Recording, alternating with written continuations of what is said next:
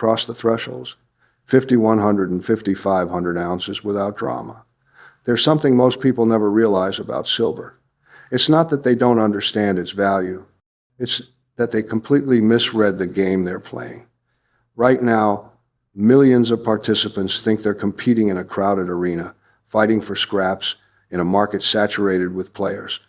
But the truth, the uncomfortable truth that changes everything once you see it, is that the arena is nearly empty.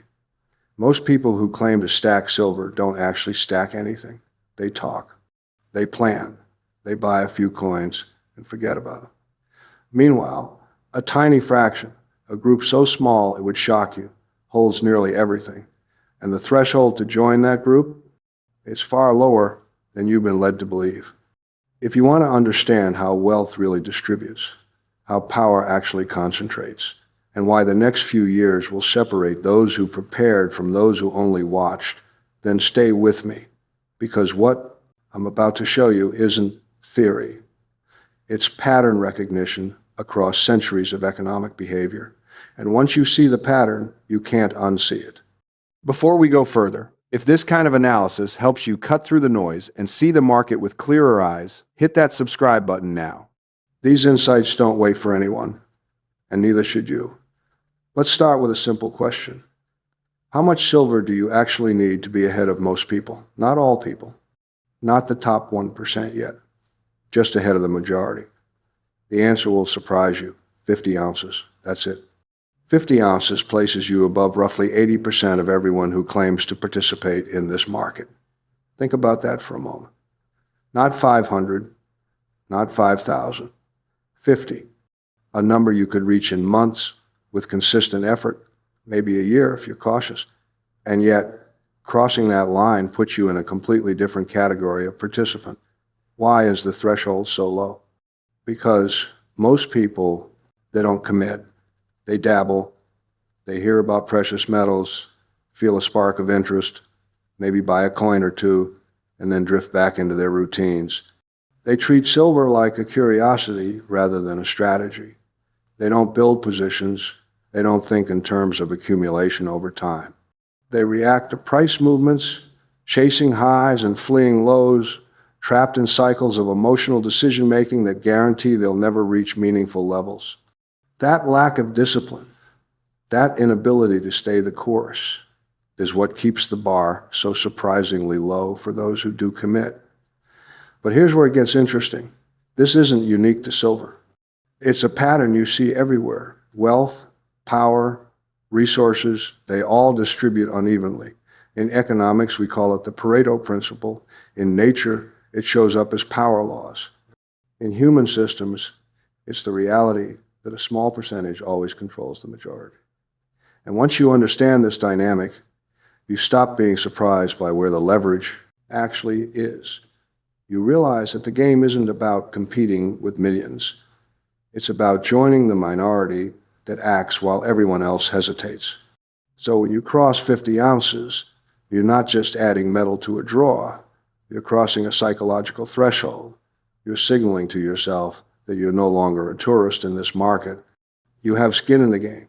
You have exposure that matters. And that shift in perspective, that transition from thinking like someone who owns a little silver to understanding that you're now part of a select group with real positioning, that changes how you think about everything that comes next. But let's be clear, 50 ounces isn't the destination. It's barely the starting line. The danger here is complacency. People reach this level and think they've arrived. They haven't. They've simply entered the conversation. Because while 50 ounces separates you from the majority, it doesn't protect you from what's coming.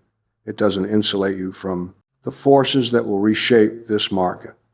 Monetary policy shifts, supply chain disruptions, industrial demand surges, currency debasement. These aren't abstract risks. They're unfolding realities. And if 50 ounces is all you hold when those forces accelerate, you'll have leverage, yes, but not enough to truly benefit from the asymmetry. This is where most people stall. They reach a modest threshold and stop. They convince themselves they've done enough. But the real opportunity, The part that separates those who merely participate from those who position themselves for life-changing outcomes begins at the next level. And that's where we need to go now. Because the journey from 50 to 150 ounces is where the discipline starts to show. This isn't a jump you make by accident. You can't stumble into 150 ounces. It requires intention. It requires you to look past the daily noise of price ticks and sentiment swings. It demands that you build when others are distracted, when headlines are screaming about other opportunities, when the crowd has moved on to chase whatever's hot this quarter. 150 ounces.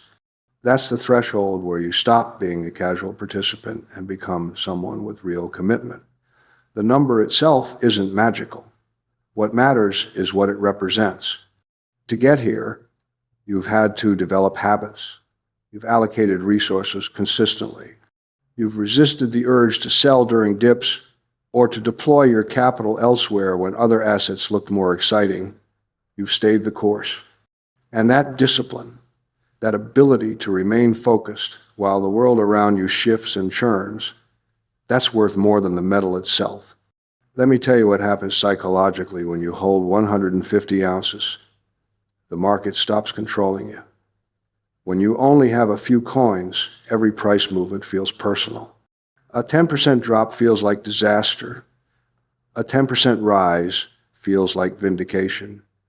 You're emotionally tethered to every fluctuation because you haven't built enough cushion to weather volatility. But when you hold 150 ounces, something shifts. You begin to detach, not because you don't care, but because you understand that true value plays out over years, not days. You're no longer hoping for quick wins. You're anchored by the knowledge that you've structured yourself to benefit from long-term trends. And here's what most people miss. That emotional detachment isn't weakness. It's strength. It's what allows you to see opportunities when others see chaos. When disruptions hit, and they always do, you're not scrambling to figure out what to do. You're not panicking or selling into fear. You're positioned. You've already made the hard decisions, and that puts you in a completely different category of participant. While others are reactive, you're adaptive. While they're vulnerable, you're resilient. But this level also introduces a new responsibility. With more at stake, your decisions carry greater weight. It's no longer just about stacking ounces. It's about integration. How does this holding fit into your broader financial framework? How does it interact with your other assets, your income streams, your risk exposures? Silver alone won't save you. It's one piece of a larger puzzle. Understanding how it works within that puzzle, how it responds to currency trends, interest rate shifts, geopolitical shocks. That's what turns a static position into a dynamic tool. This is where amateurs and professionals diverge. Amateurs accumulate and hope. Professionals accumulate and manage. They constantly reassess. They ask better questions. Not, do I have enough? But how do I use what I have most effectively? That shift in mindset, that evolution from accumulation to optimization, is what separates those who simply hold from those who truly prepare. And yet, even 150 ounces, as meaningful as it is, isn't the end. It's a milestone, a marker of progress. But the real leverage, the positioning that places you among the structural elite of this market, that comes at the next level. 500 ounces, that's where the game changes entirely. 500 ounces, for most people, it sounds like an impossible number. It's not. It's achievable, but it requires something most people lack: conviction, long-term vision, and the ability to act decisively when others hesitate. Few ever reach this level because it demands more than sporadic effort. It demands consistency through uncertainty. It demands that you keep building when prices are flat, when the market feels boring, when everyone around you is chasing something else. But if you do reach it, you've moved into rare territory. You're no longer just participating in the market. You're structurally significant within it. You're no longer reacting to waves. You're positioned to ride entire tides. The weight of 500 ounces isn't just measured in metal. It's measured in the resilience it affords you. At this level, price fluctuations stop being distractions. They become opportunities. You're insulated from the fear that drives most people out because you've built a foundation that doesn't depend on immediate validation. You can think in decades, not days.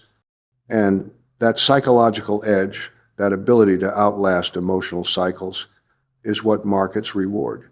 But let me be very clear about something. This level isn't about complacency. It's about perspective. With size comes exposure. With exposure comes responsibility. You can't just hold and hope. You have to constantly reassess. What role does this position play in your broader ecosystem? How does it interact with other assets? How does it respond to shifting policies, technological developments, industrial trends? At 500 ounces, silver stops being a passive store of value. It becomes an active strategic asset. You've moved beyond accumulation. You're managing with purpose now. There's also a broader context you need to understand. Holding this much places you on the right side of an imbalance that's likely to intensify. As global systems strain under debt loads, currency experiments, and geopolitical fractures, tangible assets regain importance. Being in this small group means you've anticipated what most ignore until it's obvious. And that foresight, that ability to see around corners, it's not luck.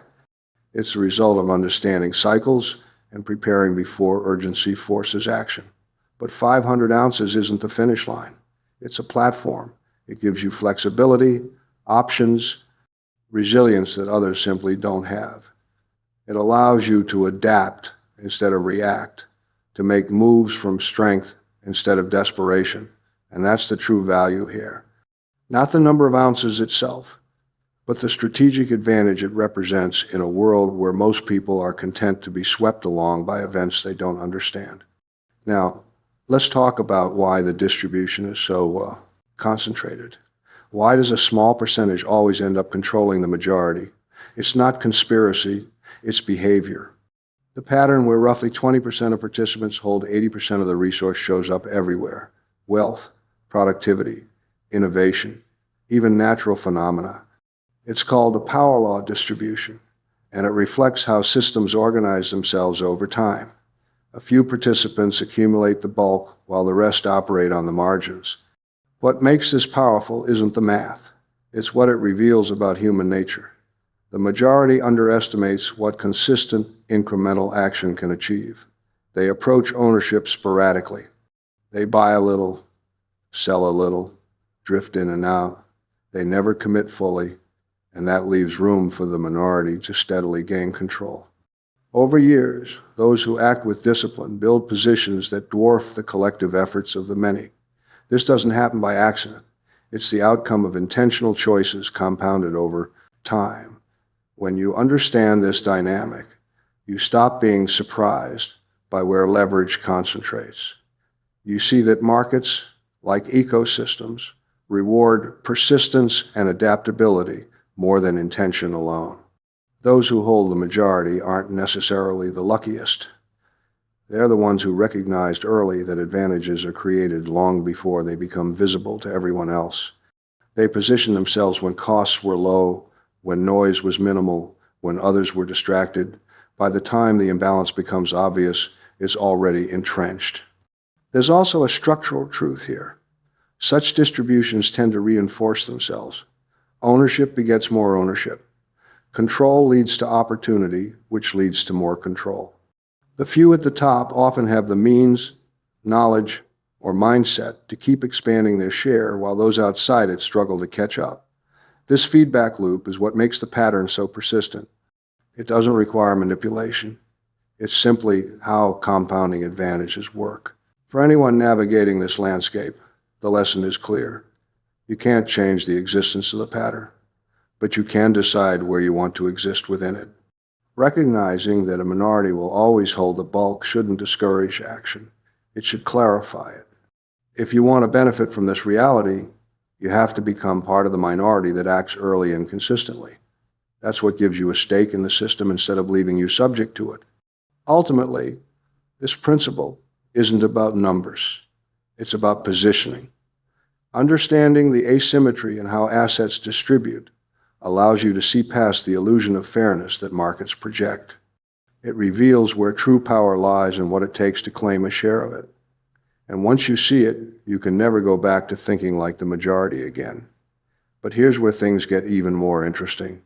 When you dig into the actual numbers, you realize they're built on layers of assumptions.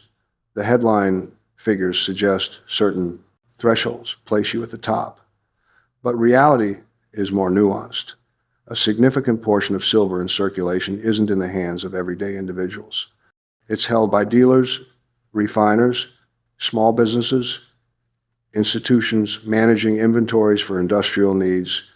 When you strip that out, the thresholds for being among the leading individual holders could be far lower than most think. Some estimates suggest 100 ounces might be enough to stand in the top tier of personal ownership. We can't know the exact figure. The data is fragmented, opaque, but the possibility itself is telling. If the true bar is lower, then far more people have the chance to reach it than they realize. Yet, paradoxically, few do. The psychological barrier is often greater than the financial one. People assume they need vast resources to participate meaningfully. That belief keeps them passive. Meanwhile, those who understand the reality quietly build positions that put them ahead when circumstances shift. The speculative nature of these estimates isn't a weakness. It's a reflection of how complex real-world systems are. Markets rarely give perfect transparency. Expecting them to is a mistake. What matters isn't knowing the precise number. It's recognizing the structural dynamics at play. If most supply is tied up in channels that don't represent individual holders, then each ounce in private hands carries more relative weight than the market narrative suggests. This is where foresight becomes critical. When you operate with imperfect information, your edge comes from interpreting patterns rather than chasing precision. Seeing that the true distribution might favor those who act decisively, even on partial data, can be the difference between leading and lagging. You don't need certainty to position yourself. You need conviction grounded in an understanding of probabilities. Ultimately, the takeaway isn't about whether the threshold is 500 ounces or somewhere lower. It's about grasping that there is a threshold, and that crossing it gives you options others won't have. Whether the number is inflated by institutional holdings or understated by fragmented reporting doesn't change the underlying truth. Meaningful participation comes from consistent action, not perfect knowledge. And when the environment eventually forces people to confront scarcity or value shifts, those who took the speculative risk of preparing early will find themselves in positions of strength, while those who waited for certainty will be left scrambling. So what does all this mean for you right now? It means the opportunity is clearer than it's ever been. 50 ounces puts you above most. 150 places you among the serious. 500 elevates you to the global elite of stackers. These aren't arbitrary numbers. They emerge from patterns of how silver distributes among individuals. And the real power lies in knowing your benchmarks and moving toward them with purpose. But let me be honest with you. This isn't about hoarding metal for the sake of it. It's not about bragging rights or status. It's about understanding the system you're operating in and positioning yourself intelligently within it. Silver isn't magic. It won't solve every problem, but it's one of the few assets that sits outside the cycle of promises and liabilities. It's tangible, finite, recognized globally. And in a world where currencies are being diluted and debt is mounting beyond any hope of repayment in real terms, that matters more than most people realize. The question you need to ask yourself isn't how much is enough, it's where do I want to be when this cycle turns, because it will turn. Cycles always do. And when it does, the people who prepared, who built positions steadily and intelligently, will have options. They'll have flexibility. They'll have resilience. The rest will be scrambling, trying to catch up, paying premiums they could have avoided if they'd acted sooner. Remember, this content is educational and not financial advice. Its purpose is to help you think more clearly about your decisions and understand the forces shaping the market. But let's zoom out for a moment. Why does any of this matter beyond personal positioning? Because we're living through a moment of profound transition. The monetary system we've operated under for decades is showing cracks. Debt levels are historic. Central banks are trapped between inflation and insolvency. Currencies are being managed not for strength, but for survival. And in that environment, the things that cannot be printed, that cannot be manipulated by decree, regain their ancient role. They become anchors, refuges, tools of preservation. Silver, because of its dual nature as both industrial commodity and monetary metal, occupies a unique position in this transition. It benefits from real economic demand, but it also benefits from monetary distrust. That combination creates explosive potential. When both engines fire at once, when industrial demand meets safe haven flows, the moves can be breathtaking. And we're approaching that convergence now. You can see it in the supply side. Years of underinvestment, mines closing, refining capacity constrained, production plateauing even as new technologies, solar panels, electric vehicles, 5G infrastructure demand more silver than ever. You can see it in the demand side, central banks buying gold, investors questioning fiat, institutions beginning to diversify into real assets. These aren't random events, they're symptoms of a system under stress. And when systems are under stress, they don't adjust smoothly, they adjust abruptly. The calm periods, the times when nothing seems to happen, they're when pressure builds. And then suddenly, everything happens at once. A policy shift, a geopolitical shock, a credit event. Whatever the trigger, the response is rapid. Prices don't drift higher, they surge. And by the time the majority realizes what's happening, the opportunity has already compressed. This is why positioning ahead of time matters so much. Not because you can predict the exact moment. You can't. No one can. But because you can see the conditions forming, you can recognize when the probability of a major move is rising, and you can choose to act on that probability rather than waiting for certainty. Because certainty only comes after the move has already occurred. So, where does that leave you? It leaves you with a choice. You can continue doing what most people do, watching, waiting, hoping someone else will tell you when the moment is right. Or you can take control. You can decide that you're going to be part of the minority that builds positions while the opportunity still exists. You can set your benchmarks, 50 ounces, 150, 500, whatever level aligns with your situation and your conviction, and then you can move toward those benchmarks with discipline. The path isn't complicated, it's simple. But simple doesn't mean easy. It requires consistency, it requires ignoring the noise, it requires staying focused when the market feels boring and everyone else is chasing something flashier. It requires you to think in years, not weeks, to value preparation over validation, to build when others are complacent and to hold when others are panicking. That's the real challenge. Not the financial cost, not the logistics of acquiring metal. The challenge is psychological. It's staying the course when nothing seems to be happening. It's resisting the urge to sell when prices dip. It's maintaining conviction when people around you question what you're doing. That's what separates those who reach meaningful levels from those who never do. But if you can overcome that challenge, if you can develop the discipline to accumulate steadily, regardless of short-term conditions, then you position yourself for something most people will never experience. You position yourself to benefit from a structural shift that's been building for decades. You give yourself options, flexibility, resilience, and in an uncertain world, those are worth more than any specific price target. So let me leave you with this. The thresholds are clear.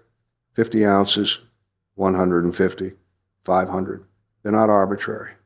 They're markers derived from how silver actually distributes among real participants.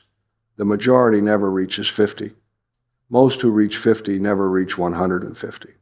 And those who reach 150 rarely make it to 500. Each level requires something more. more discipline, more vision, more conviction. But here's the truth most people won't tell you. You don't need to reach the highest level to benefit. You just need to be ahead of where you are now. If you hold nothing, 50 ounces changes everything. If you hold 50, reaching 150 transforms your position. If you hold 150, 500 elevates you to a completely different tier. Progress matters more than perfection. Movement matters more than arrival. Because this isn't about winning a competition.